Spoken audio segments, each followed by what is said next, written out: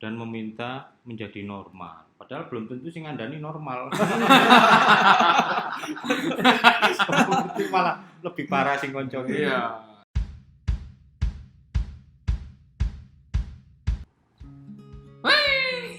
Yo, what's up ya? Kembali lagi bersama Angka Surabaya. Kembali lagi bersama Jagongan Iman. Bukan jaga Iman. bukan jaga imun Bukan jaga image, tapi jaga iman dan jaga imun. Mantap. Nah, Saya Kevin WL. saya Diji Badian. Ya, hari ini agak spesial Jaim yang kali ini. Ini Jaim episode 4 ya. Episode 4 di tengah kita kosong karena diakon lagi Lagi tugas negara. tugas membangun tembok pasuruan lagi. Ini kita syuting hari ini pas Waktu 20 Mei. 20 Mei itu apa? Hari Kebangkitan Nasional. Oh, Hari Kebangkitan Nasional. Jadi kita semoga Indonesia menjadi bangkit, menjadi nasional yang baik. Amin. Apa menjadi nasional yang baik? Ya, karena ini Hari Kebangkitan Nasional. Kenapa diperingati Hari Kebangkitan Nasional? Karena waktu itu disuruh sama Soekarno. Ya. Kamu dulu sekolah bayar pijet ya? Ya ini pas 20 Mei Hari Kebangkitan Nasional dan kondisi Indonesia ya masih gini, masih ada Corona ya. ya musibah ini. Tapi katanya sih sudah mulai membaik. Ya semoga. Kalau di Jakarta Iya. itu sudah keluar pernyataan bahwa ini 2 minggu terakhir ini itu batas waktu terakhir. Kita lihat 2 minggu terakhir ini apakah melandai grafiknya. Kalau iya berarti ya sudah PSBB-nya dicabut. Itu statement dari gubernurnya. Kalau enggak, Ya wis terus PSBB-nya dipertahankan. oh berarti nunggu soal yang ini Lebaran ini berarti ya? Iya. Indikatornya 2 minggu terakhir. Kalau Iya. Jawa Timur belum ada statement lagi. Ini masih berlaku kan yang PSBB yang kedua. Jadi Mudah-mudahan semuanya membaik. jangan mudik, nonton OMK Surabaya. Iya. Duitnya ditransfer aja. Nah, Kita hari undang ini- aja dulu. kita undang aja dulu. Iya. Ya. Romo Romo. Beni ini selain Direktur IMAVI, Imafi kok apa? Institut Teologi Maria Vianney Kuskupan Surabaya. STPD. Loh, Oh, Gudu. Bukan ya? itu seminari tinggi. Oh, sebenarnya tinggi. Direktur IMAVI dan juga pengasuh rubrik konsultasi iman di Majalah Hidup Majalah mingguan. Hidup. Jadi yang langganan Majalah Hidup pasti sering lihat Romo Beni. fotonya Romo Beni.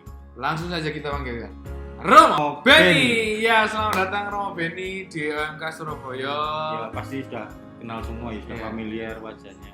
Romo Beni pernah lihat OMK Surabaya? Pernah. Pernah. Menarik. Sebelumnya Nah. saya mau nyanyi dulu Apa itu? lagunya Naif itu. Apa? Mengapa aku begini? Kenapa kok nyanyi? Ya ini karena hubungannya sama topik yang mau kita bicara. Nah, jadi yang episode kali ini itu kan kita sudah, ini episode keempat, jadi kita sudah 3 episode. 3 episode itu memang ya ada langsung dari pertanyaan tapi di sekeliling kita. Nah, yang hari ini itu bener-bener pertanyaannya langsung dari follower. teman-teman. Ya, dari teman-teman follower atau DM Subscriber, ya. ya. Ada DM di Instagram. Nah, pertanyaannya yang pertama itu ada teman dari Jakarta, dia DM di Instagram OMK Surabaya. Dia bertanya kepada kita. Jadi ini saya bacakan chatnya. Jadi, hai, aku ingin bertanya beberapa pertanyaan untuk Jaim episode mendatang. Aku titik dan aku adalah seorang gay. Namanya Disensor. disamarkan ya. G. Aku merasa bahwa aku berbeda dengan teman-temanku sejak aku kecil. Aku mengetahui hal itu berat karena aku tidak memilih menjadi seorang gay. Aku pernah bercerita kepada seorang teman gerejaku, EKE atau teman OMK-ku tentang kondisiku dan dia berkata bahwa aku bersalah. Nah itu bersalah. Dia memintaku untuk mengaku dosa dan menjadi normal. Aku berpikir sarannya bukanlah solusi. Aku percaya bahwa aku tidak memilih menjadi gay sejak aku dilahirkan. Maka aku kabur dari Surabaya dan pindah ke Jakarta. Oleh karena itu, orang tuaku tak tahu bahwa aku seorang gay. Dan aku merasa merdeka, bebas, dan produktif sekarang. Jadi pertanyaanku adalah, bagaimana kalau orang tua saya meminta untuk menikah meskipun saya gay? Yang kedua, bagaimana pandangan agama tentang gay? Begitu. Pertanyaan pertamanya gini, Mo. Secara istilah itu kan masih rancu ya, mungkin banyak yang belum tahu. Apa bedanya gay dan homoseksual? Kalau menurut saya sih sama aja. Iya, menurut saya sama aja. Mungkin ada pengertian yang lain. Ya, selama ini orang berpikir tentang pemahaman-pemahaman tentang gay, lesbi, ya, seksual memang berbeda-beda. Tapi harus dibedakan dahulu sebenarnya. Yang disebut homoseksual itu adalah istilah untuk seseorang yang punya kecenderungan suka pada sesama jenisnya. Kecenderungan. Ya, kecenderungan. Yang satu laki-laki, kecenderungan kepada laki-laki, yang satu kecenderungan kepada perempuan. Yang disebut kecenderungan pada laki-laki seringkali disebut gay, yang kecenderungan pada perempuan disebut sebagai lesbian. Jadi itu berbeda berarti atau sama aja antara gay dan homoseksual atau sebutan saja? Berbeda. Kalau homoseksual itu lebih umum, Lebih disampaikan secara umum, sedangkan kalau gay lebih khusus pada yang pria, yang satu lesbi lebih kepada perempuan. Atau bisa dibedakan juga, ada yang sifatnya kecenderungan, ada yang sifatnya sudah tindakan, sudah melakukan gitu, Mo. Bisa ya, kecenderungan dalam arti di dalam ilmu psikologi dan dalam pemahaman secara umum bahwa orang yang punya kecenderungan itu kan belum tentu dia melakukan. Ya Kan? Kalau orang sudah melakukan, ya dia tetap homoseksual. Dalam arti dia tapi bukan hanya sekedar pribadinya adalah homoseksual, tetapi dia sudah melakukan tindakan homoseksual. Gitu. Kalau itu masih menjadi kecenderungan, maka itu belum sebagai tindakan. Bisa jadi gay, orang menyebut diri gay tapi belum pernah melakukan hal itu. Mungkin karena secara umum di masyarakat, kamu gay, kamu lesbi. Mungkin karena dia dekat dengan seorang perempuan, banyak punya kecenderungan, atau dengan laki-laki kecenderungan, lalu orang menyebutnya seperti itu. Dan kecenderungan tuh semua orang ya punya kayaknya ya. Apa ya? Ya, setiap orang punya kecenderungan lah. Ada yang suka kopi ya cenderungan. Gitu. Nah, lalu ada yang kecenderungan orang biasanya marah-marah, cenderung marah-marah ya. Atau kecenderungan orang itu kan jenis kepribadian kan macam-macam. Ada yang diam, introvert, kalau ada masalah itu. Jadi kecenderungan tuh nggak dosa. Oh, kecenderungan nggak dosa. Nah, itu ya. Nah, itu. Dosa sebelum dilakukan. Sebuah tindakan disebut sebuah perbuatan dosa ketika seseorang itu melakukan tindakan itu dengan keniatan, dengan pengetahuan, dengan kebebasannya. Nah, itu baru disebut dosa. Dia tahu, seseorang tahu kalau dia itu seorang homoseks, dia punya kecenderungan itu. Tapi dia tahu juga bahwa dia sebagai seorang Katolik dengan imannya, dengan keyakinan imannya tahu bahwa orang yang melakukan tindakan homoseks itu ya melakukan hubungan seks, free sex, apapun free sex, tidak harus dengan laki-laki atau seorang laki-laki dengan laki-laki atau laki-laki perempuan dengan perempuan, laki-laki dan perempuan yang belum menikah, maka secara iman kita dia melakukan tindakan dosa. Kalau membaca dari pertanyaan ini itu belum nampak sekali bahwa dia sudah melakukan apa itu. Belum. Iya. Masih kemungkinan dia masih kecenderungan. Tapi secara umum kalau Romo melihat pertanyaan ini bagaimana? Karena dia menyebutkan saya lebih merasa bebas dan produktif. Itu bagaimana? Kalau dari pertanyaannya tadi kan dia datang ke teman OMK-nya, ya kan? Kalau teman OMK-nya tiba-tiba kamu keliru, mungkin di situ katakan keliru, kamu nggak normal, kamu mengaku dosa. Terlalu cepat membuat keputusan. Mungkin dia dengan teman-temannya berhadapan dengan teman-temannya yang lingkungannya seperti itu. Lalu ketika keluar di Jakarta, Tidak ada teman-teman yang mengatakan gitu, cenderung langsung Malah membuat menerima. menerima. Oh. Itu. Nah, gereja itu menerima setiap orang yang punya kecenderungan homoseks. Karena kita semua adalah citra Allah. Kita semua adalah ciptaan Tuhan dan Tuhan selalu menciptakan kita semua baik. Tidak ada, walaupun dia meletot, dia jelek, dia bagus, jelek, bagus, itu kan manusia. Dunia yang melihatnya. Iya, Tapi iya. di mata Tuhan semuanya itu bagus. Iya. Nah terus kan ada pertanyaan dari dia juga, bagaimana kalau menikah? Apakah diperbolehkan oleh gereja atau nggak boleh? Dia enggak tanya itu sebenarnya. Tapi menikahnya soal ini, soal Ya, orang kan tua. misalnya orang tua meminta saya menikah itu apakah ya boleh apa enggak? Nah, pertama dia kan sadar bahwa dirinya punya kecenderungan. Nah, si X ini punya kecenderungan. Lalu mungkin budaya kita ya, budaya Indonesia itu orang biasa udah usia, perempuan udah usia 23 tahun, ayo Iya, kamu iya, nggak iya. nikah-nikah dan cari pacar gitu kan. Dipoyoi, Itu problem dunia kita. Padahal soal menikah atau tidak itu suatu pilihan dari pribadi gitu, bukan keharusan menikah itu. Menikah. Tapi kalau menurut iman kita, menikah, menjadi imam, menjadi suster atau selibat awam itu adalah sebuah panggilan Tuhan sendiri. Jadi jangan pernah merasa terpaksa atau Betul. dipaksa, dituntut, didesak gitu ya.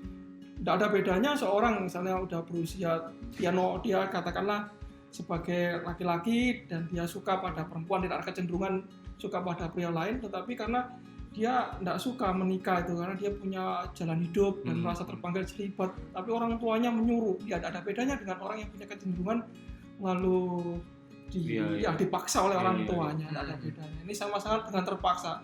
Kalau tindakan dilakukan dengan terpaksa, tidak ada kebahagiaan di situ. Jadi sebenarnya tidak ada hubungannya antara permintaan menikah dengan gay itu ya? Tidak ada. Ya, dia kan punya pilihan ya. Pilihan. Bagaimana kamu mengolah kecenderunganmu itu? Apakah kamu mau memilih untuk menikah atau mau sendiri ya terserah. Ya. Hanya itu. Ya. Kalau seandainya dia memang mau menikah, dia sadar karena dia pribadi, yang si X ini pribadi menyadari apakah aku mampu gitu. Benar, aku memang homoseks, tapi aku mau menikah misalnya, ya sadar gitu. Dan dengan kesadaran manusia tuh bisa berubah.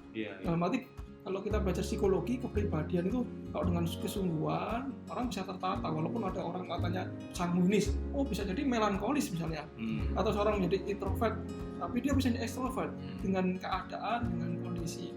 Kesadaran itulah yang juga dari seorang pribadi, kalau dia memang mau dengan keyakinan ya berubah, sebenarnya masih bisa. Nah itu tadi sudah menjawab yang soal pertanyaannya dia yang soal menikah. Lalu pertanyaan berikutnya itu bagaimana pandangan agama Katolik ini kayaknya ya pertanyaannya ditujukan ke kita. Bagaimana pandangan Katolik tentang gay? Nah tadi sudah saya katakan bahwa gereja kita imankan mengenal Yesus, mengenal Allah, dan kalau kita lihat Tuhan kita Yesus Kristus menerima siapapun, orang yang berdosa pun diterima, disambut, dipeluk. Seorang perempuan yang berdosa di hadapannya juga diterima oleh Tuhan Yesus. Dan Tuhan Yesus satu lagi pesannya yang selalu penting dari Tuhan Yesus ketika pada seorang pelacur itu jangan berdosa lagi. Lalu berarti apa yang dimaksudkan oleh Tuhan Yesus adalah tindakan perbuatan pelacur itu bukan orangnya, perbuatannya. Demikian pula ketika seorang punya kecenderungan homoseks dalam dirinya, Tuhan tidak akan pernah menghukum orang itu. Tapi jika seorang homoseks itu melakukan free sex terhadap misalnya kalau gay dengan pria lain, maka tindakannya itulah berdosa. Tapi dia secara pribadi Tuhan dengan senang menerima. Iya, saya ingat statementnya Paus Fransiskus itu terhadap pandangannya terhadap kaum gay. Secara menurut gereja berdosa, tapi siapa saya tidak menerima dia gitu. Itu saya baca itu merinding loh. Siapa tahu dia yang gay itu malah lebih kuat mencari Tuhan dari Nah itu dia statementnya. Siapa saya tidak menerima dia. Siapa tahu dia imannya lebih kuat gitu.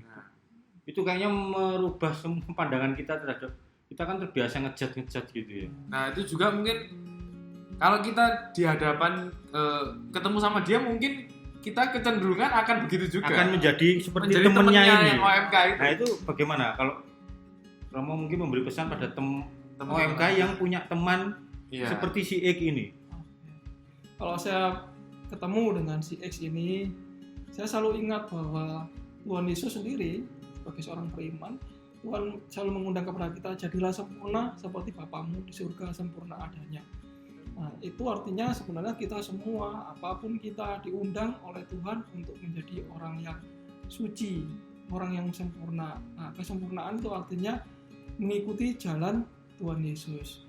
Nah, siapa? Kita kalau menghakimi orang lain, teman kita yang seperti itu, menghakimi dia itu homoseks, menghakimi dia gay, dia lesbi, apa bedanya kita juga dengan seorang yang melakukan perbuatan dosa, pengacur misalnya begitu. Ya. Apa bedanya? Tidak ada bedanya. Malahan kita sebenarnya sebagai teman, ya kita menyambutnya, menerimanya, berteman dengan dirinya. Gitu. Kalau bisa berubah ya lebih baik. Ya baik.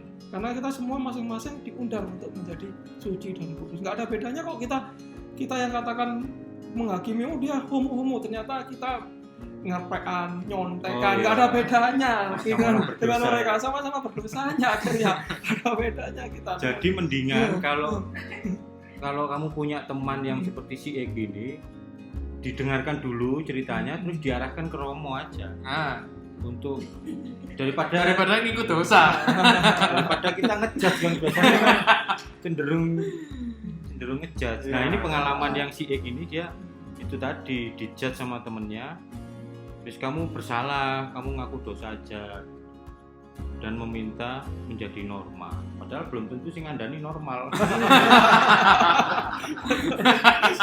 Itu malah lebih parah sing koncone. Iya. Terus ini Romo, apa itu tadi pandangan gereja terhadap gay. Nah, sekarang ada enggak mungkin teladan atau Santa atau orang ya yang mungkin ya punya kecenderungan dan dia bisa mengolah itu lalu menjadi kudus itu tadi, menjadi suci. Gereja sampai hari ini, sampai detik ini belum ada. Nah, mati kan kita biasanya kalau kita gereja itu mengangkat seorang menjadi kudus lalu menjadi patron tertentu. Oh iya. Misalnya kan ada yang patron pendidikan, ada yang patron Eropa gitu, ada patron apa misalnya patron cinta kasih Apa ya, maksudnya mati. pelindung Ya. Oh, ada yang pelindung sakit tenggorokan. Ada Beneran itu ada satu.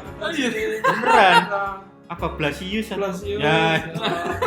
Saya juga baru tahu itu pelindung sakit. Ya, gitu. Pelindung apa perawat atau apa? Maksudnya itu ya? Maksudnya gitu. Ya. Nah, sampai detik ini belum ada gitu. Artinya ya kita nggak tahu. Gereja secara universal belum pernah menyatakan siapa pelindungnya.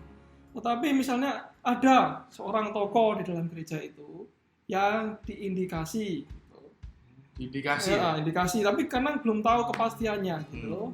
Jadi ada seorang tokoh yang dianggap oleh gereja gitu, dan dia memperjuangkan kesuciannya itu dalam kondisi pribadinya punya kecenderungan dikatakan oleh banyak orang itu homoseks, gay. Ini apa imam? Ya, seorang imam. Seorang imam. Tapi ya dalam perjalanannya kemudian ya, dia berjuang dengan hal itu. Dan dia mampu. Tapi lepas dari semuanya itu adalah semua dari kita, apapun kelemahan kita diundang untuk menjadi suci, jadi kudus. Karena itulah tujuan hidup kita. Mau apa sih di dunia ini yang kita perjuangkan, kita hayati, kita mau kekayaan, pasti kekayaan orang, kekayaan juga bisa jatuh, gitu kan, seenak-enak, sewenang-wenang. Nah, apapun kita semua diarahkan untuk menjadi kudus. Jangan-jangan si X ini nanti jadi kudus. Nah, ketika benar-benar menghidupi, menghayati ajaran iman kita, ya kan? Kamu semua diundang. Ya, teman-teman yang juga merasa jangan kecil hati gitu. Kita semua dengan kelemahan kita masing-masing. Siapa tahu ada seorang, wah dia katanya hebat, gagah, ternyata dirinya punya kelemahan. Iya. Ya. Nah, bedanya semua dari kita tetap berjuang. Nah mungkin si Ik ini ya semoga memang masih berupa kecenderungan gitu ya, dia bisa mengolah lalu bertemu komunitas yang tepat, mungkin ya di Jakarta masih ketemu Romo yang bisa mendampingi gitu, dan mudah-mudahan kehidupannya menjadi lebih baik gitu. Betul. Meskipun dia sudah merasa bahagia ini kan, Iya. kata-katanya Produktif lah. yes, dan produktif gitu. Nah sekarang pesan juga untuk OMK mungkin sama seperti si Ik atau punya teman dekat yang seperti si Ik, apa yang harus dilakukan? Baik bagi teman-teman seperti si X dan yang lain yang merasa punya kecenderungan gay atau lesbi, homoseksual itu, nah teman-teman pertama jangan takut, kamu diperhatikan oleh kita semua, oleh gereja, oleh Romo, Pak Uskup, bahkan Paus sendiri sangat memperhatikan setiap orang kamu, dan kamu tidak sendirian, jangan merasa sendirian. Itu yang paling penting, bahwa kita semua punya kelemahan, kita semua mau bertumbuh di dalam Tuhan Yesus itu. Nah bagi yang mungkin salah arah, sudah jatuh, ya ayo kita semua masing-masing juga jatuh, berdosa. Kita semua pernah berdosa, tapi kita mau berjuang untuk menjadi benar. Nah bagi teman-teman OMK yang ketemu dengan teman-temannya yang ada kecenderungan itu, pertama dengarkanlah, sambutlah dia. Gak ada bedanya kok kamu dengan orang yang punya kecenderungan itu. Gak ada bedanya, kita tidak punya layak kita menghakimi. Tuhan Yesus mengatakan kita tidak pernah boleh menghakimi. Siapa yang bisa menghakimi orang itu? Ya hanya Tuhan sendiri yang bisa menghakimi orang baik atau buruk itu. Jadi terimalah teman-temanmu yang seperti itu. Ya ayo kita bersama-sama hidup bersama sebagai satu keluarga, karena kita adalah keluarga OMK juga. Teladannya jelas mau ya, apa yang waktu yang perempuan berzina itu kan Yesus cuman ngorek-ngorek di tanah. Siapa yang tidak berdosa silakan melempari.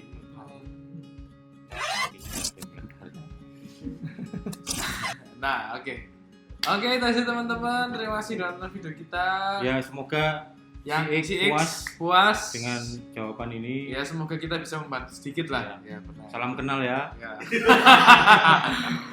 Oke, jangan lupa juga subscribe, like, and share. Jangan lupa boleh juga teman-teman yang mungkin ada pertanyaan soal iman, masih bingung, silakan DM atau komen di bawah.